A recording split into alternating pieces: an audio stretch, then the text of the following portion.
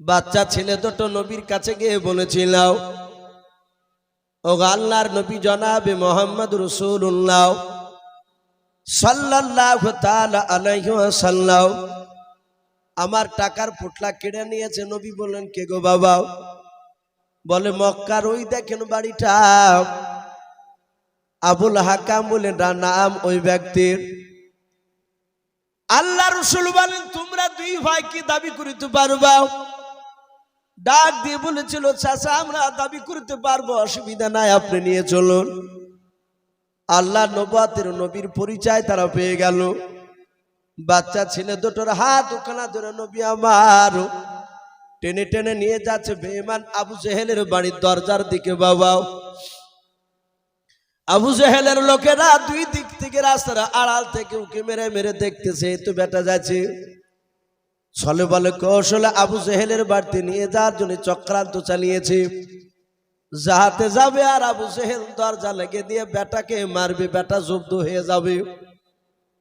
আল্লাহ রাসূল বাপকে নিয়ে যাচ্ছে 50 থেকে 60 হাত দূরে আছে আবু জেহেলের বাড়ির দরজা থেকে। আবু জেহেল তাকে দেখেছে, ওই তো মুহাম্মদ সাল্লাল্লাহু আলাইহি ওয়াসাল্লাম আসতেছে দুই বাচ্চা ছেলে নিয়েও।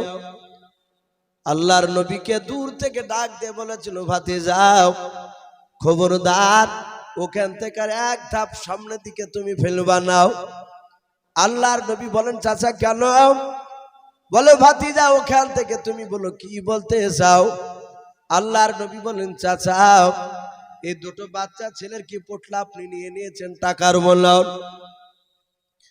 আবু জেহেল বাপজি একবারও না বললো না, সাতাতি বলে হ্যাঁ। নবীজি বলেন, চাচা টাকার পুটলা কি আছে আপনার বাড়িতে? বলে, হ্যাঁ আছে বাবা। নবী বলেন, চাচা টাকার পুটলা থাকলে নিয়ে এসে আপনি দিয়ে দেন। আবু জেহেল বলল, ভাতিজা আসবা না, ওখানে দাঁড়া, আমি ঘর থেকে নিয়ে এসে দিয়েছি। আবু জেহেলের লোকেরা বাপজি সকলে তাজ্জব হয়ে গেল, ব্যাপার হচ্ছে কেন? এক করতে যে আর এক হয়ে যাচ্ছে। ওকে না মেরে একবারও অস্বীকার না করে সাতাতে স্বীকার করে নিয়েছে টাকার পুটলা আছে বলেও। ঘর থেকে বের করে নিয়ে গিয়ে বাবা নবীজের সামনে রেখে দিল টাকার পুটলাটাও। মায়ের নবী দরদি নবী জনাবে মুহাম্মদ রাসূলুল্লাহ সাল্লাল্লাহু তাআলা আলাইহি ওয়াসাল্লাম, নবী আমার ডাক দিয়ে বলেছিলেন, বাবা দেখো তোমাদের সঠিক টাকাগুলো আছে কিনা এতে পুটলাতে। না, 2-4 টাকা বের করে নিয়েছে। আবু জেহেল যদি বের করে নেয় সেটার ব্যাপারে আবার আবু জেহেলকে জিজ্ঞাসা করা হবে। বাচ্চা দুই ভাই টাকার পুটলা খুলে দেখে বলেছিল, চাচা ও নবীজি আবু জেহেল একটাও টাকা নেয়নি। বলে, নাও। আল্লাহর নবীজি নিয়ে চলে গেলেন। কিতাবে পাওয়া যায় আবু জেহেলের লোকেরা কাছে গিয়ে বলেছিল, ভাই আবু জেহেল আজ বুঝতে পারলাম তোমাদের চাচা ভাতিজার সঙ্গে গোপনে তোমাদের বন্ধুত্ব রয়েছে। আবু জেহেল আজ তোমাদের চালাকি ধরতে পেরেছি। আবু জেহেল দেখলে এরা তো শুনবে না। আবু জেহেল বলল, ভাই এই মক্কা নগরীর লোকেরা আমার বন্ধুরা, আমার যে সবচেয়ে দুশ্মন তোমাদের নাই মুহাম্মদ সাল্লাল্লাহু আলাইহি ওয়াসাল্লাম। বলে, নাও। তোমাদের চেয়ে আমার দুশ্মন বেশি? বলে, হ্যাঁ। বলে, ভাই আমার জায়গায় তোমরা থাকলেও অস্বীকার করতে পারিতে নাও। বলে, কি কথা বলেন বুঝতে পারলাম না। বলে, ভাই মুহাম্মদ সাল্লাল্লাহু আলাইহি ওয়াসাল্লাম তোমাদেরকে জাদু করে নাই, আমাকে জাদু করেছিল। যখন আমার ভাতিজা ওই বাচ্চা ছেলে দুটোকে নিয়ে আসতেছিল, আমি তাকে দেখলাম তার দুই দিক থেকে 1 নাই 2 নাই 50 নাই 60 থেকে 70 খান তলোয়ার মনে হচ্ছে না আমার বুকে এসে গেঁথে যাবে। বলুন সুবহানাল্লাহ। বলেন নারে তাকবীর। এ বেঈমান আবু জেহেল এটা জানতো। বলেছিল, একবার যদি না বলতাম তাহলে 60-70 খান তলোয়ার সব আমার বুকে চলে আসতো। তাই তলোয়ারের ভয় আমি স্বীকার করে নিয়েছি। আমি কি একবার স্বীকার করা বান্দারে ভাই? বলে, তাইলে ঠিক আছে। আবু জেহেল এটা বাপজি জানতো যে মুহাম্মদ সাল্লাল্লাহু তাআলা আলাইহি ওয়াসাল্লাম নবীজি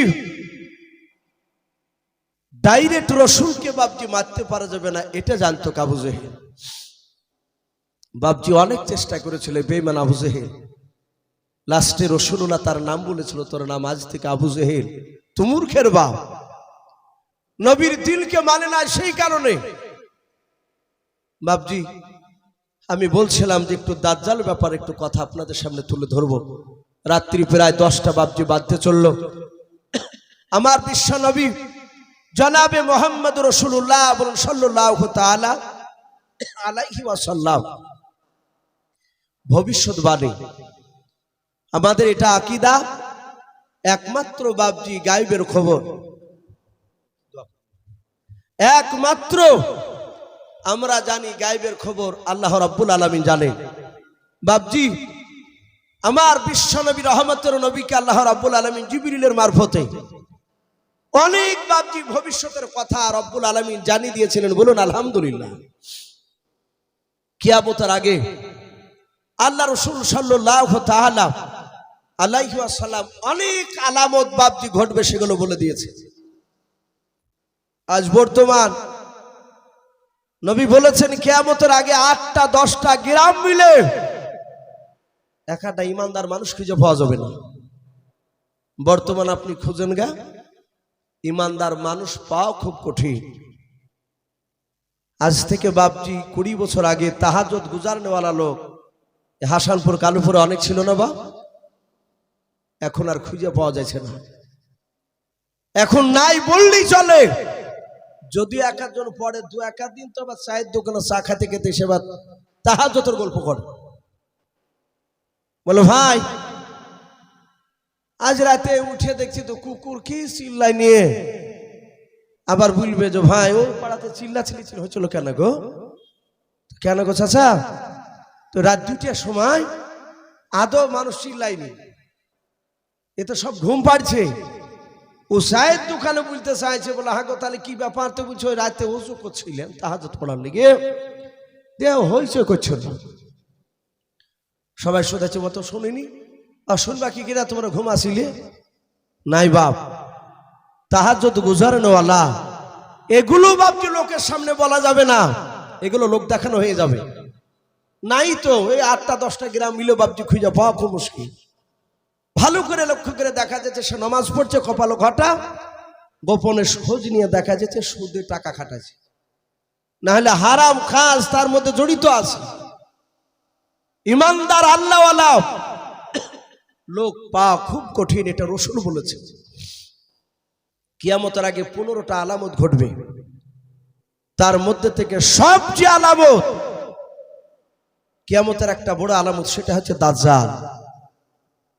আল্লাহ রাসূল সাল্লাল্লাহু তাআলা আলাইহি ওয়াসাল্লামের জামানায় শুধু নয়, আদম আলাইহিস সালাম দাজ্জালের ভয় দেখালছে, শীষ নবী দাজ্জালের কথা বলেছে, ইউনূস নবী আলাইহিস সালাম দাজ্জালের কথা বলেছেন তার উম্মতকে, যাই উম্মতরা দাজ্জালের ফিতনা থেকে সাবধান, দাজ্জাল থেকে সাবধান। একবার ঈসা নবী পর্যন্ত সবাই বলেছে আপন আপন উম্মতকে দাজ্জাল থেকে সাবধান, কিন্তু তারা বলেনি যে তাদের উম্মত থেকে দাজ্জাল হবে। আর আপনার আমার রাসূল সাল্লাল্লাহু তাআলা আলাইহি ওয়াসাল্লাম নবী বলেছেন আমার উম্মতের মধ্যে থেকেই দাজ্জাল বেরিয়ে আসবে। কে বলেছেন এটা? মুহাম্মদ সাল্লাল্লাহু আলাইহি ওয়াসাল্লাম আমার উম্মতের মধ্যে থেকে আসবে। রাসূল দাজ্জাল কেমন হবে তাও বলেছিলেন, যে দাজ্জাল হবে শর্ট টাইপের, ছোট, তার একটা চোখ হবে কানা, তার এই বাম দিকের চোখটা কানা হবে, একেবারে এভাবে কানা হবে না, কিন্তু তার এই চোখের মনির ওপরে একটা গোস্তের টুকরা ঝুলবে। ফাটা আঙ্গুর যেমন বাপজি কিনে এসলে ছেঁড়া বেড়া আঙ্গুর দেখে অরসি বোধ লাগে, আর চোখটা হবে ওই ধরনের, কিন্তু সে চোখে দেখতে পাবে না একটা চোখে।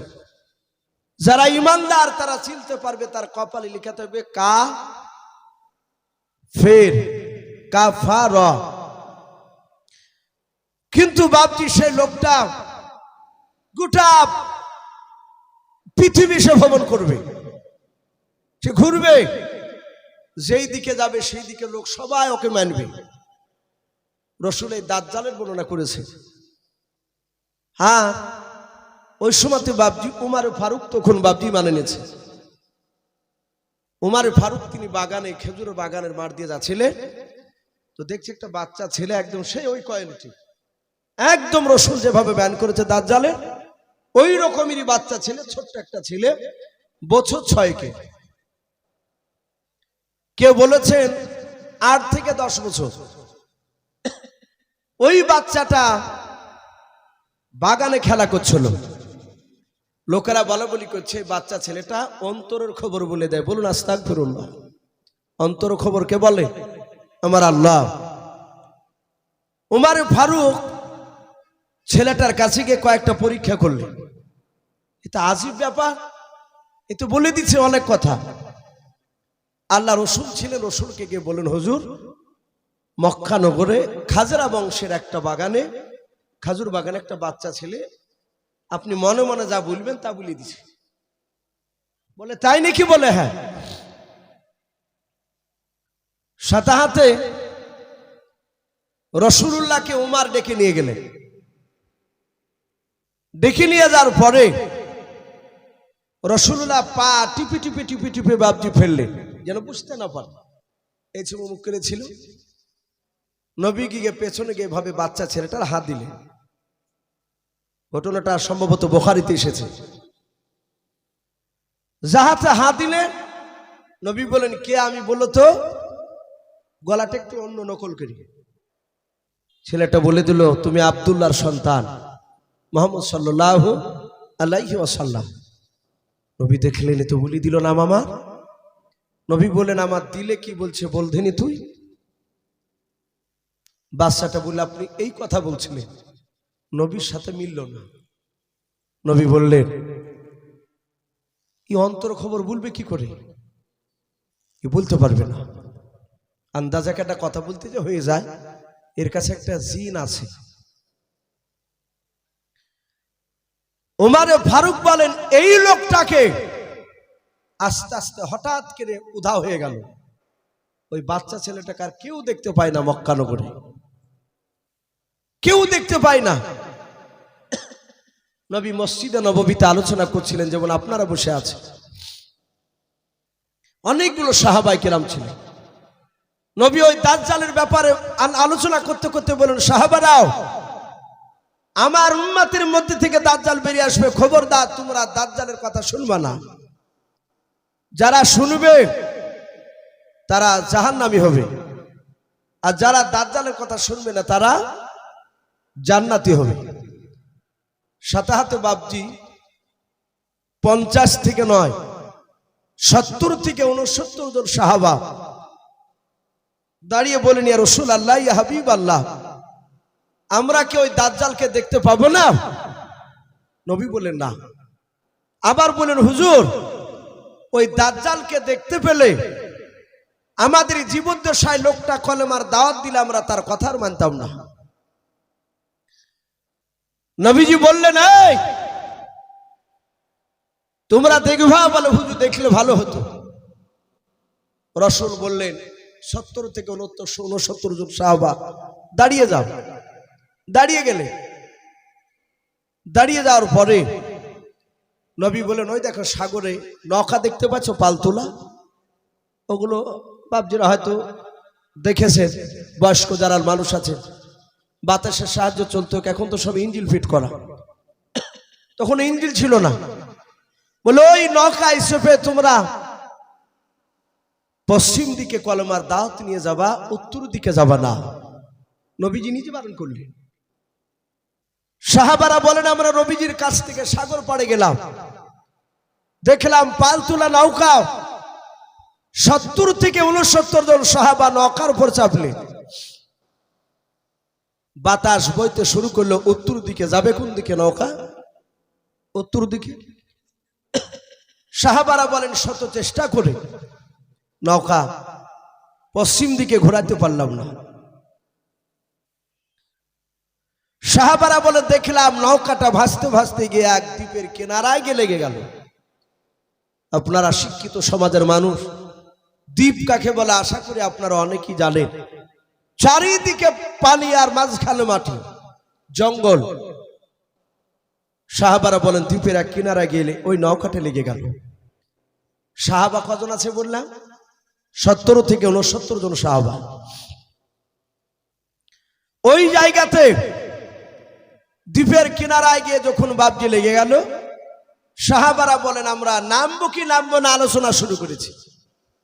কিছু সাহাবা বলছে এই ভাই চল না আমরা ভিতরটা একটু ঘুরে আসি, চলি যখন এসেছে নৌকা। আর একজন বললো ভাই এদিকে তো নবী যেতে বারণ করেছিলেন। বলে আমরা ইচ্ছাকৃত আসি নাই, বাতাসি নিয়ে চলে এসেছি। সাহাবারা বলেন আমরা আলোচনা করছিলাম আর হঠাৎ করে দেখলাম ওই জঙ্গলে বাঘ ভালুক সিংহ রয়েছে। কিছু সাহাবা বলছে ভাই নামলি তো খেয়ে নেবে। আবার কিছু সাহাবা বলছে এই ভাই আমাদেরকে খাবে না, আমরা তো নবীর সাহাবা। সাহাবারা বলছে নামবো কি নামবো না আলোচনা শুরু করেছি। হঠাৎ করে দেখলাম ওই জঙ্গলের ভিতর থেকে একটা আজীব ধরনের জানোয়ার বেরিয়ে আসে। কোরআন শরীফে বাপজি ওই জানোয়ারটার ব্যাপারে বলেছেন আল্লাহ ওয়াইদা ওয়াকাল ক্বালু আলাইহিম আখরাজনা লাহুম দাব্বাতাম মিনাল আরদি তুকাল্লিমুহুম আন্নান নাসা কানু বিআয়াতিনা লা ইউকিনুন।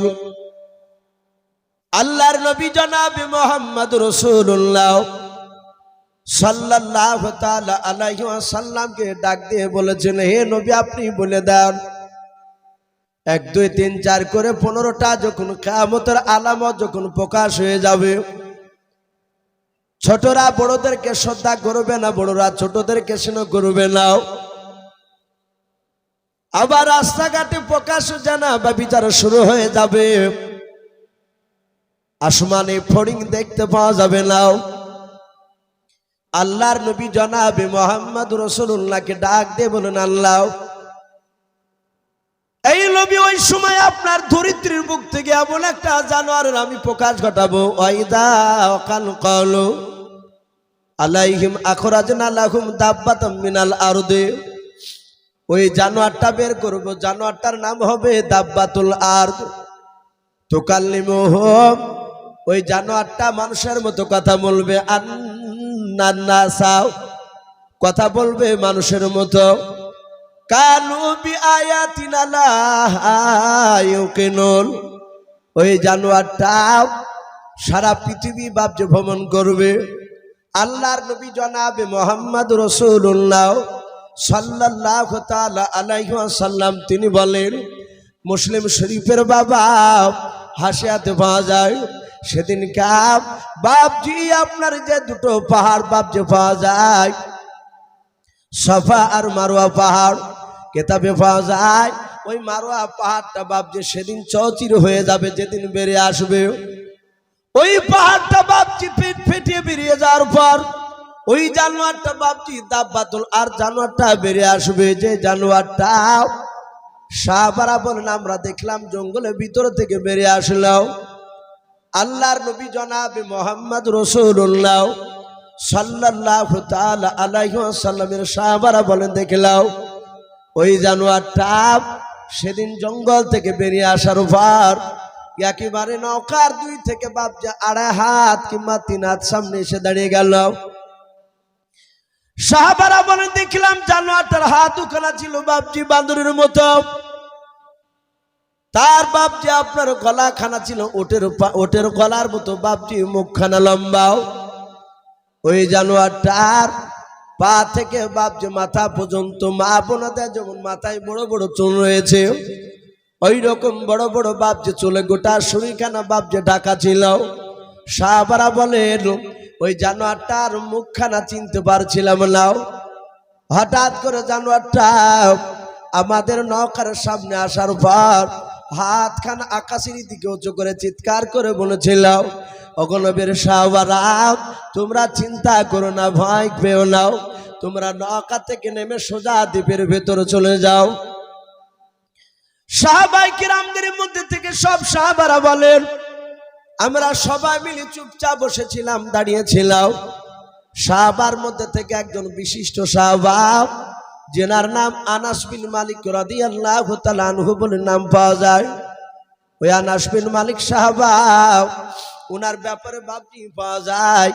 উনি বলেন, আমি দেখলাম একেবারে কাছাকাছি এসে যখন কথা বললাম, আনাস বিন মালিক ডাক দিয়ে বলেছিল, রে জঙ্গলে জানোয়ার, আমাদেরকে যে নৌকা থেকে নেমে দ্বীপের ভিতরে যেতে বলছে। বলে হাও, ওই জঙ্গলের জীব জানোয়ার পশু পাখিরাও বাঘ ভাল্লুক সিংহ দেখতে পাওয়া যায়, তারা কি আমাদেরকে খাবে না? জানোয়ারটা বলেছিল, গো নবীর সাহাবা, যদি প্রকৃতি নবীর সাহাবা হও, তোমাদের খাওয়া তো দূরের কথাও, তোমাদের একটা পশম পর্যন্ত স্পর্শ করবে না। বলুন সুবহানাল্লাহ। আল্লাহর নবীর সাহাবা বলেন, গো জানোয়ার, এই নৌকা থেকে নেমে দ্বীপের ভেতরে গিয়ে আমরা কি দেখব? ওই জানোয়ারটা বলেছিল, নবীর সাহাবারাও, নৌকা থেকে নেমে সোজা দ্বীপের ভিতরে তুমি চলে যাও। দ্বীপের ভেতরে যাওয়ার পর দেখবা একটা ঘর দেখতে পাবা। ওই ঘরে দরজা শিকল লাগানো আছে, দরজাটা খুলবাও। খোলার পর ভেতরে আর একটা দরজা দেখতে পাবা, ওই দরজার শিকলটা খুলবাও। আর একটা দরজা দেখতে পাবা, 3 নাম্বার দরজার শিকলটা খোলার পর তোমরা দেখবা একটা মানুষ ওই ঘরের ভিতরে ভরা আছে, তার সাথে তোমরা কথা বলে এসো। সাহাবারা বলে, জানোয়ার যেভাবে বললো সেইভাবে আমরা চলে গেলাম। ঘরের ভিতরে ঘর, তার ভিতরে ঘর, তার ভিতরে যাওয়ার পর দেখলাম জঙ্গলের বাপজি আপনার জানোয়ারটা নয়। ওই জানোয়ারটা যেভাবে বাপজি বলেছিল সেভাবে দেখলাম, ঘরের ভিতরে ঘর, তার ভিতরে ঘর। 3 নাম্বার ঘরের দরজা কেন খোলার পর একটা মানুষ দেখলাম, তার হাত দুখানা বাপজি গলার সাথে জিঞ্জিরি দিয়ে বাঁধা ছিল,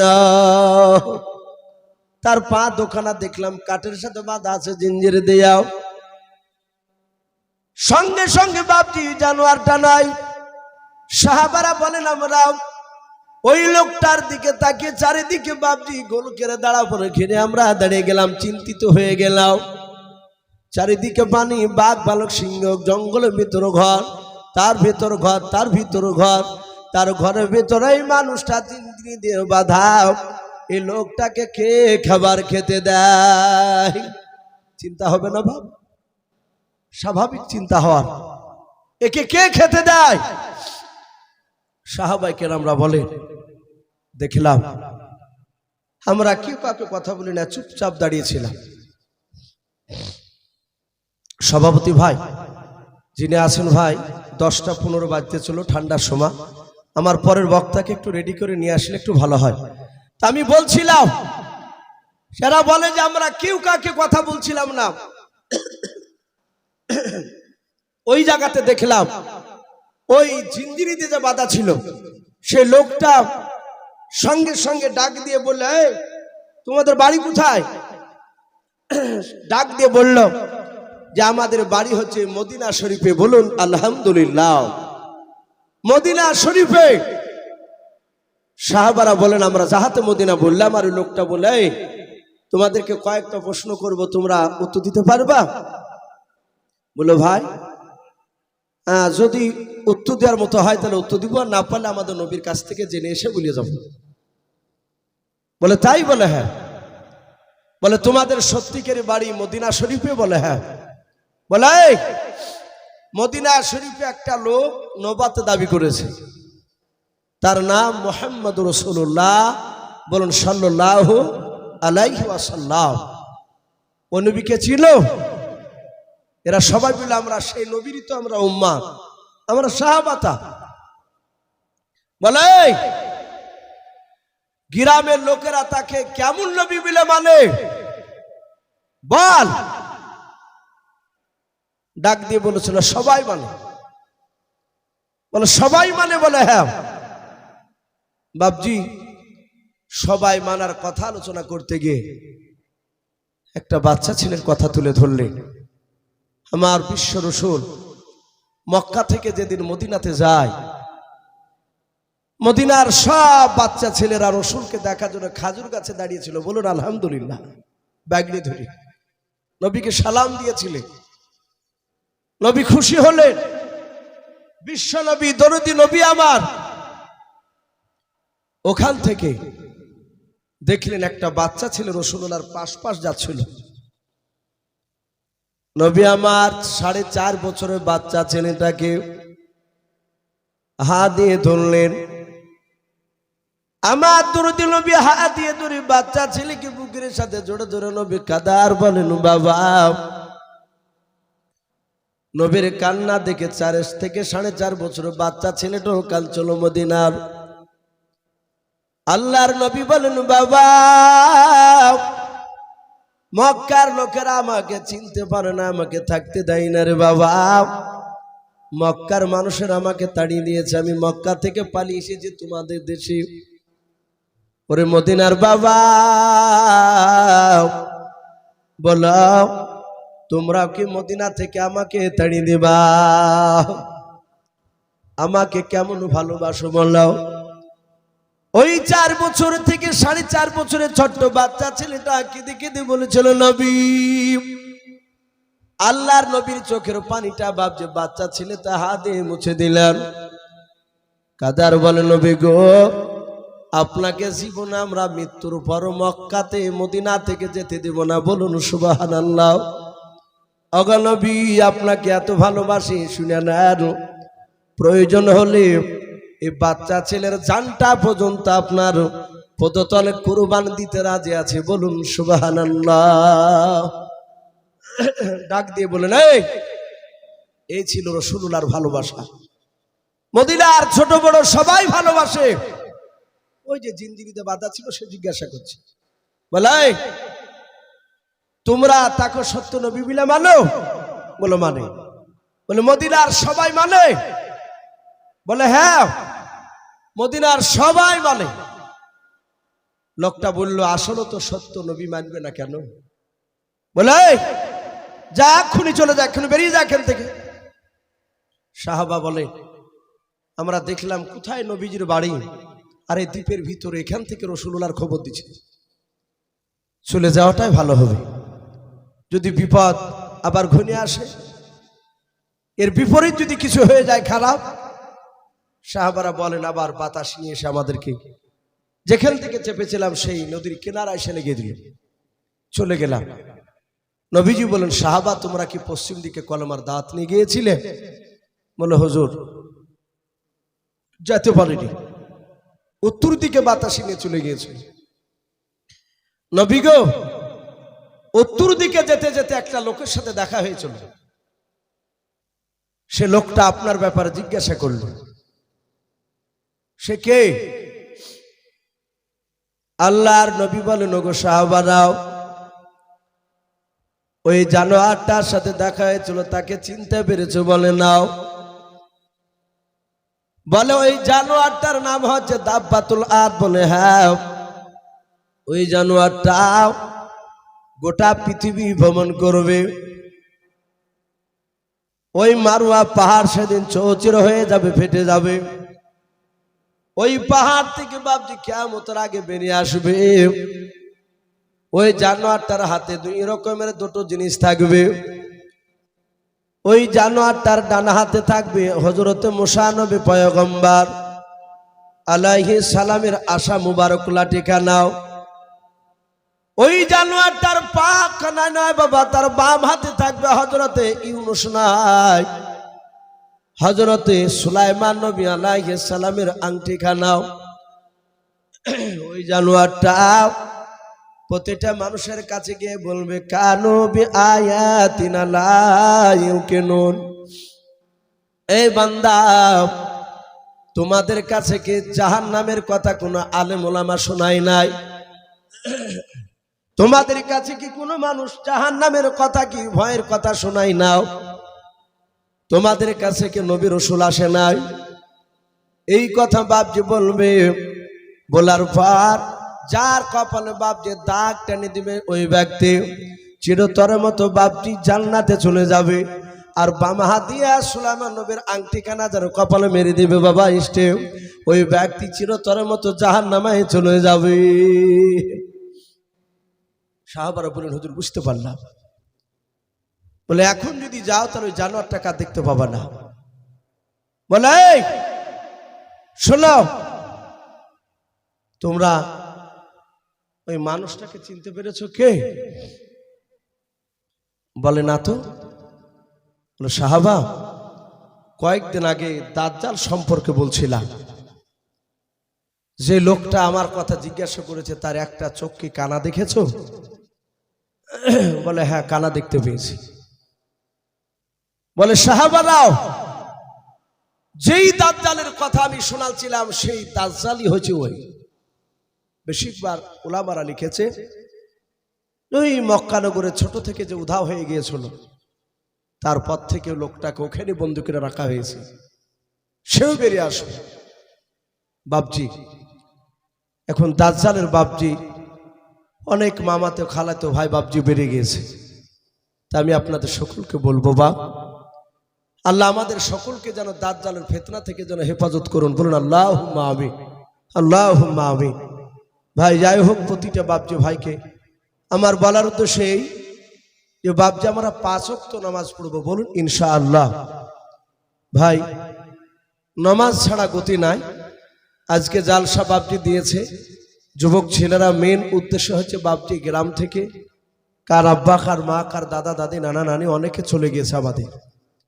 তারা অন্ধকার কবরে বাপজি চাতক পাখি না চেয়ে আছে। আমরা জানি না তারা কবরে কোন অবস্থায় শুয়ে আছে। কবরবাসীরা বাপজি তারা চেয়ে থাকে যে একটু আমার জন্য হয়তো দোয়া করবে।